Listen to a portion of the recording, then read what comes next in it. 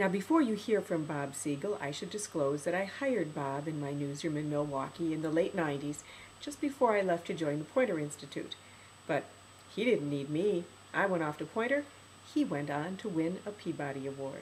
Managing an investigative reporter or an investigative unit is somewhat of a balancing act, as are managing many areas of the newsroom.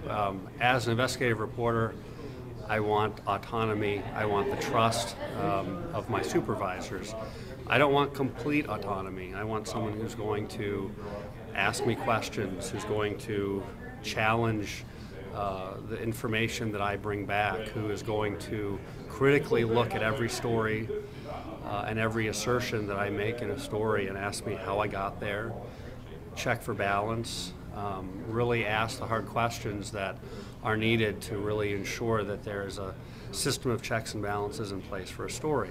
That said, I don't want someone looking over my shoulder the whole way, but having someone who is in tune along the process of where the story is, where the story is going, who could help me perhaps find paths that I hadn't thought of while I was in the process of reporting.